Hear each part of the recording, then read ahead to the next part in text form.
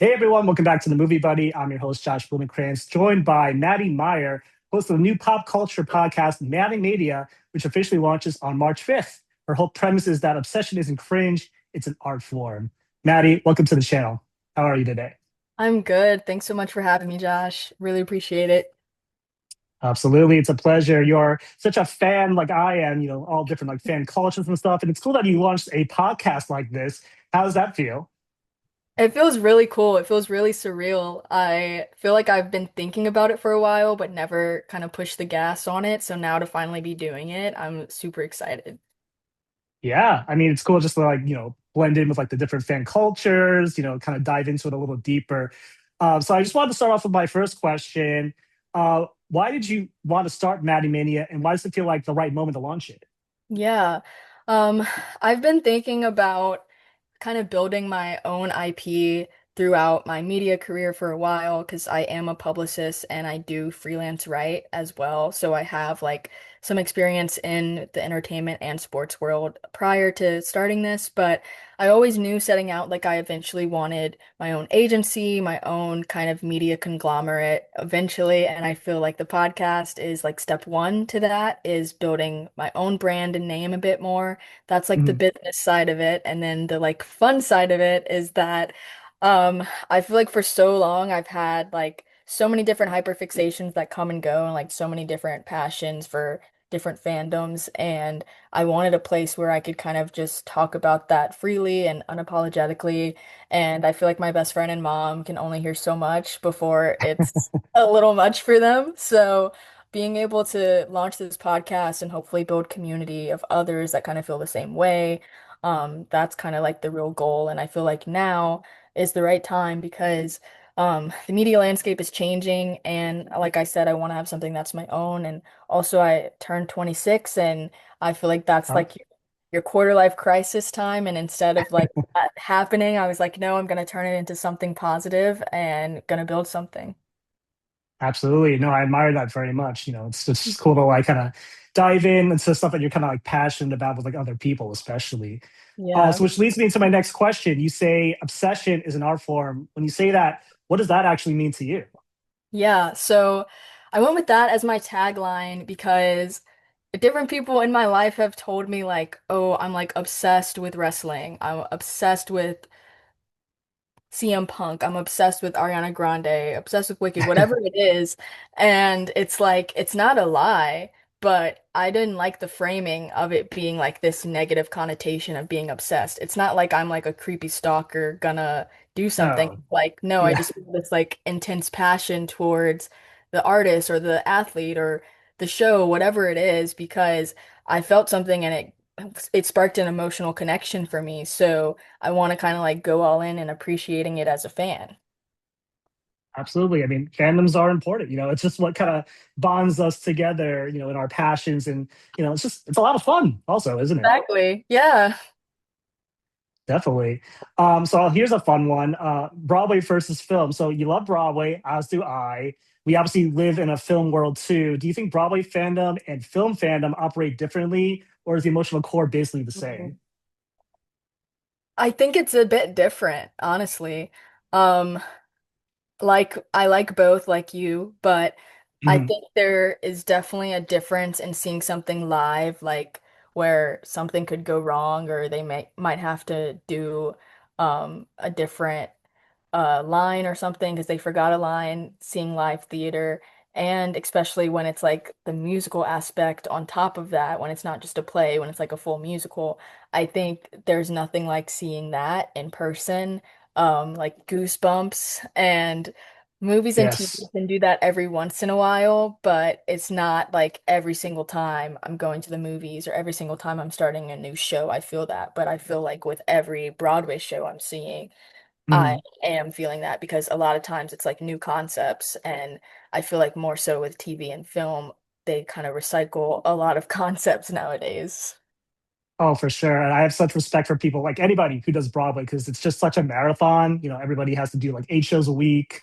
Just Yeah. that's like a it's just The such a vocal journey. cords alone, it's like, oh my God. Especially like I'm seeing Chess next month when I go visit New York, and that's just such a singing show just in Yeah. general. So I'm just so curious to see like how do they hold up after doing a double show day because I'm going on a Saturday night one.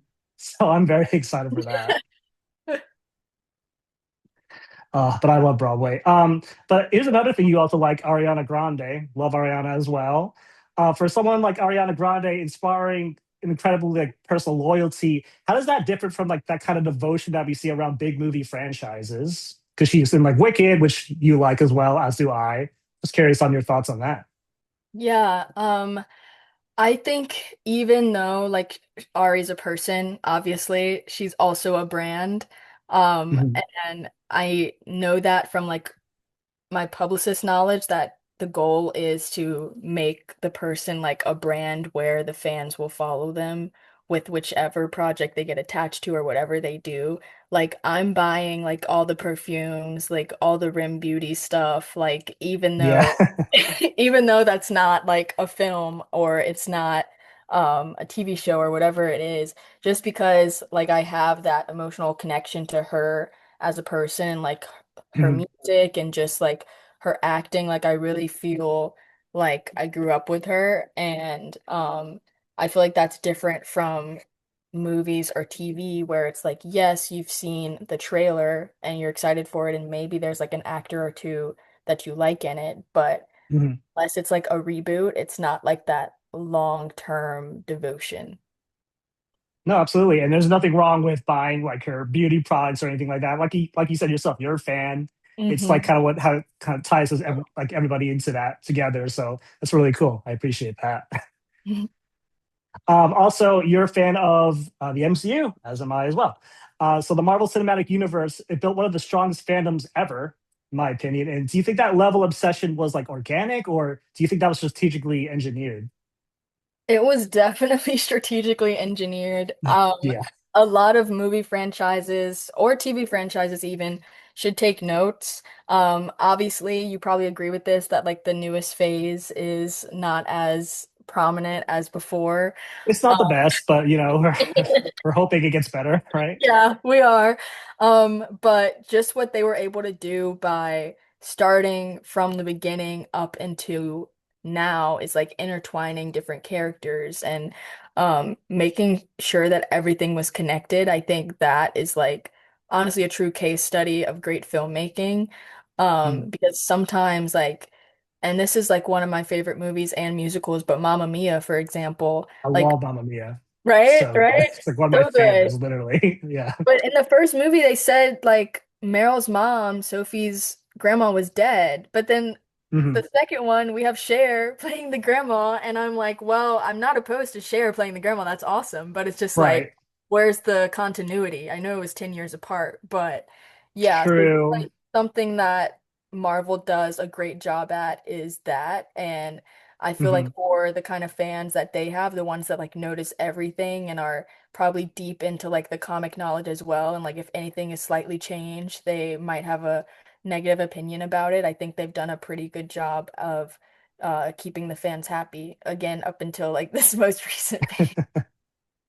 I know they've definitely been persistent to say the least, and I mean, I'm just hoping Doomsday isn't a complete like I bombshell, know. but we'll see, right? I mean, I did like Wonder Man. It was very different from everything, obviously, but I heard that was good. I haven't gotten a chance to catch up with that yet, but I do want to. you should watch it. I'll definitely check it out. And in terms of what I do on my channel, I talk about like movies, the awards side, like the Oscars and like Golden Globes, etc.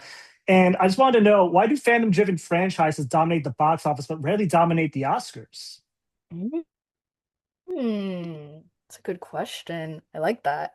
Um, I would say because the fans are not the ones who are voting. So true. That's like the main reason. There are like different examples of like maybe there's a couple in there that are like fans of a certain director or franchise or the main actor in a show, but a lot of times the voting communities are like industry folks that just truly appreciate raw and true filmmaking. So Mhm. even the show might be like number one at the box office, the industry peers that are watching it may not be like, oh, this is Oscar or this is Emmy worthy, whatever it might be, a TV show or movie. So yeah, I think that's the difference. Oh yeah, it's just like a whole nother world. Plus, there's like so much like politics that kind of goes into it. How Mhm. much are you really promoting your movie? Especially if it's like an indie film, they have like such a underdog journey to go through versus like a big Yeah. franchising film, which rarely makes it from what I've come to find. But if it does, if it hits, it hits, you know?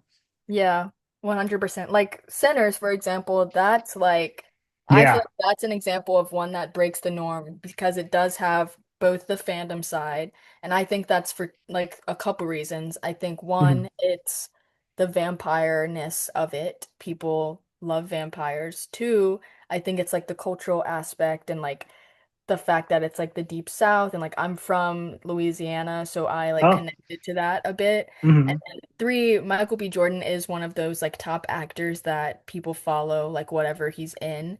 Yes. Whether it was like Creed or Black Panther to now Sinners. And then just like his relationship with Ryan Coogler is really cool to see like their different collaborations. So I feel like it broke Mhm. the standard of like it got both because it also was like really great filmmaking on top of all that.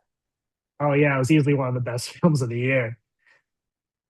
And then, which leads me into my next question: social media, because like they Mhm. all have to promote their films. Has social media made fandom more powerful or more performative? Would you say? Oh, good one. Um, I think it's made fandom more powerful, even though there are definitely some negative sides to social media.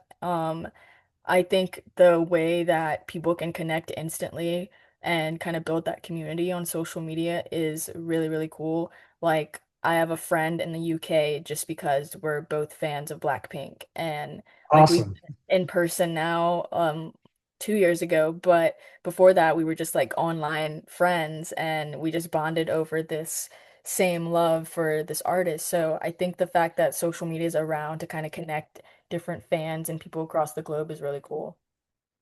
That's I know I love that. It's like you meet like a stranger through social media who has the same like passion for fandoms like yourself, and then you just become friends, and it's just kind of builds that like connectivity tissue, which is really cool to see. Which actually leads into my next question: belonging. Do people fall in love with the content itself, or the sense of belonging that comes with being a part of the fandom? I think it's a mix of both, actually. There's definitely times that fans will be outspoken about not liking the content that's coming out. And that does happen every once in a while. But I think the sense of like knowing other people kind of love the same thing as you is really powerful. It's Mm. like one of the main reasons why I like going to live shows, whether it's like a concert, a musical, or like a sport event, is like knowing that we're all there because we all love the same thing. And that's really powerful to me. Oh no, I love going to live shows too. I mean, yeah, just like that sense of community, like you said, like you feel like the energy in the room, it just kind of gets you like excited, your blood's pumping, and you're just like you're Yeah. ready to go, you know? No, exactly. Yeah, some of my like closest friends to this day are like ones I met at concerts or wrestling events or whatever it is. So, yeah, fandom is important, guys. That's like the key takeaway of the That day. it is. Absolutely. It's very important. And then in terms of like identity, do you think the fandom gives people a sense of identity, like especially in a time where everything kind of feels like fragmented and especially chaotic? 100%. Yeah. I feel like it's something that people can always fall back on and like I don't want to say like a straight up distraction, but just like something to kind of relieve the stress of what's going on in the real world. And just kind of a way to decompress and think about things that like really make you happy and that you're passionate about. Well said. No, it's the happiness is the most important part for sure. Yeah. Just a few more questions, and I guess I'll let you go. I have a fun one. Here's our little rapid fire. You ready? hmm All right. Which fandom is the most organized? Ooh, probably the BTS Army. Oh my God, yeah. They are so on it. It's kind of crazy, isn't it? I wish, as a Blink, I wish we were a bit more organized, but we need to work on that. Hey, beggars can be choosers. All right, here's another one here. Which is the most chaotic? Also Army. No. No, maybe at the moment I would say Barb's Nicki Minaj's fans. Oh, yeah. I can see where you're coming from on that. Oh, okay. Which is the most influential in Hollywood right now? Ooh. Uh, that's a good one. I mean, since we were just talking about the Oscars, I don't even Mhm. know what his fandom name is called actually, but maybe like Timothy Chalamet's fans. Oh Um, yeah, like that's a big one. Yeah, the Timothy Chalamet stands, I guess you could say. yes, the Yeah, I've there's seen that Marty Supreme jacket like everywhere I on know, social very good media. marketing on that. Yeah. No, that's a good one. And which one would you absolutely never argue with online? Mm. Wrestling fans. I know that as because I am part of that fandom. Uh, Hmm. it's yeah, we're very intense and loyal, but also at the same time, like um can be very oh frick, what's the word? Very critical of Okay. um both other fans and the wrestlers themselves. So I do not engage in fights with wrestling fans. No, I'm sure you wouldn't want to. I'm sure they'd come for you big time. Did you watch the Smashing Machine at all by any chance? I'm just curious since you're big into wrestling. Wait, did I watch what? The Smashing Machine with Dwayne Johnson. Did Oh, you see that it's on film? my list. I haven't watched it yet. Oh, it's interesting. I would say it's more about like him as like a person than like the actual like wrestling itself. But it was good. I learned something, and Dwayne Johnson actually did a really good performance. Yeah, that's what I heard, but I like maybe this goes back to what we were talking about earlier, like that it flopped at the box office. So then I was like, It I did guess I flop. Yeah, have didn't do so to. well. Um, but like I probably should go back and watch it, especially because like The Rock's in it, and I also do like Emily Blunt, and they've done a Oh yeah, few she's great. She's things really together. good. Yeah, she's good. So yeah, it's on my list. I should probably watch it. Definitely. And then last two questions. If someone feels like they care too much about the MCU or like Broadway, Ariana, whatever it is, what would you say to them? I would say you care enough, actually. Every person is their own person and they can love whatever they Mm. want as much as they want, and anybody telling you otherwise just doesn't have that kind of passion for anything. And I think that's a sad life if you have nothing that you're that passionate about, that kind of gives you that much joy. So don't let being called too much discourage you because you're actually enough. Mm. True that. Well said.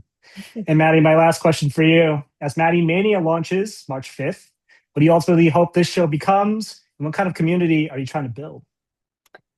I hope it becomes a mainstream voice in pop culture commentary, and in pop culture interviews. I've done like some interviews before for like different outlets that I've freelanced for, and having like the publicist knowledge as well of like how it operates, like the media landscape. I think that's like an advantage to hopefully making this podcast last and not just fall into like every other pop culture podcast there is out there. And wait, what was the second part of the question? Oh yeah. The second part was what kind of community are you trying to build and like in hopes of like what the show becomes? Okay.